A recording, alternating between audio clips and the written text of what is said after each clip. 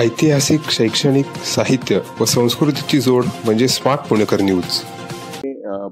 भारतामध्ये वाढत चाललेल्या युरिनरी इन्फेक्शन्सच्या विषयाबद्दल, युरिनरी इन्फेक्शन्समध्ये कॉम्प्लिकेटेड युरिनरी ट्रॅक्ट इन्फेक्शन्स खूप जास्त प्रमाणात असतात आणि ही इन्फेक्शन्स ही साधारणपणे जास्त वयाच्या प्रौढ पेशंट्समध्ये जास्त दिसतात. एस्पेशली ज्यांना त्यांची इम्युनिटी कमी झालेली आहे औषधांमुळे किंवा इतर मेडिकल कंडिशन्समध्ये, यांना कॉम्प्लिकेटेड युरिनरी ट्रॅक्ट इन्फेक्शन्स होतात आणि मग असे रुग्ण ICUमध्ये येऊन गंभीर आजारी होतात. या गंभीर आजारांच्या युरिनरी ट्रॅक्ट इन्फेक्शन्सचे प्रश्न कसे सोडवावे याच्यासाठी ह्या आमच्या बेस्ट ऑफ ब्रसेल्स कॉन्फरन्समध्ये चर्चासत्र नेमलेली आहेत आणि आमच्या चर्चासत्रांमधले एक महत्त्वाचे सहभागी डॉक्टर बालाजी वेल्लोरहून आलेले आहेत.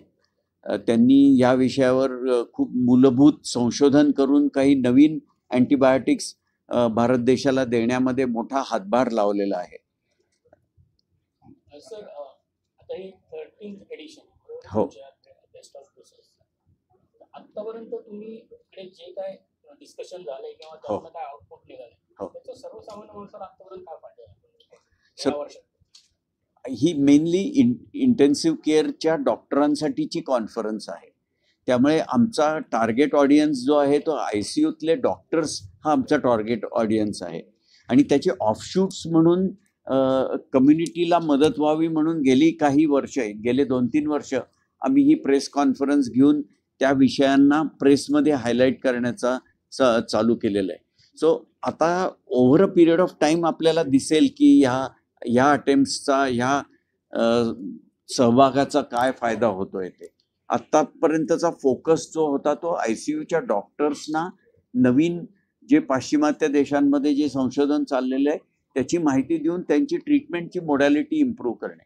शेवटी हे डॉक्टर्स जेव्हा नवीन ट्रीटमेंट्स किंवा ॲडव्हान्स्ड केअर चालू करतात तेव्हा त्याचा फायदा कम्युनिटीला जाणारच असतो. दरवर्षी 13 वर्ष 750 ते 800 डॉक्टरांना एज्युकेट अँड ट्रेनिंग केल्यानंतर ते कम्युनिटीमध्ये जाऊन प्रॅक्टिस करतात. त्यामुळे त्याचा ह्यूज इम्पॅक्ट असणार आहे. फक्त तो एक्झॅक्टली किती नंबर्समध्ये आहे आणि कुठल्या प्रकारात आहे हे सांगणं अवघड आहे. पण बिलीव्ह मी, ह्या जी बेस्ट ऑफ ब्रुसेल्सची कॉन्फरन्स आहे, it is one of the landmark conference बनलेली आहे. Knowledge, only knowledge, education and training, 2.5 days, 750 ते 800 डॉक्टर सकाळी 9 ते 5 वाजेपर्यंत बसून असतात, ऐकतात, त्यांचे डाऊट क्लिअर करतात, सगळे एक्सपर्ट बरोबर बोलतात आणि ते जे माइंड क्लिअरिटी घेऊन जातात प्रॅक्टिसमध्ये, तर डेफिनेटली त्या कम्युनिटीलाच फायदा होत असणार आहे ना. डॉक्टरांबरोबर कम्युनिटीला पण फायदा होतो. हो.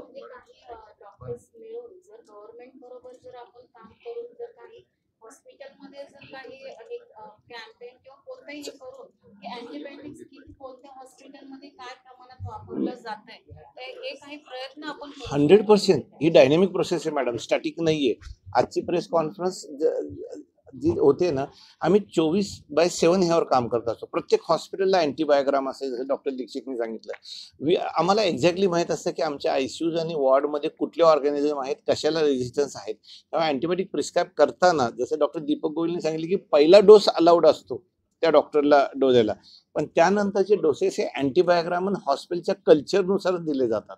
तर नॅचरली अँटीबायोटिक रेजिस्टन्स कंट्रोलमध्ये येऊ शकतो ना.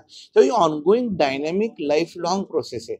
जसे डॉक्टर स्मार्ट होत आहेत, रिसर्चर स्मार्ट होत आहेत, तसे ऑर्गॅनिझम पण स्मार्ट होत आहेत, कारण दे आर लिव्हिंग. तर तेच त्यांच्यामध्ये इतके चेंजेस करत असतात. आपल्याला त्यांच्या चेंजेसला समजून घेऊन त्याच्या एक स्टेप पुढे जायचा प्रयत्न करायला पाहिजे. की जसं सांगितलं doctor Balaji is one of the major backbone of the research in India from the Vellore. Every time he comes up with the म्हणजे हे सगळे नवीन नवीन अँटीबायोटिक अँड रेजिस्टन्स पॅटर्न्स आणि हे एक्सटेन्सिव्हली शेअर केले जातात.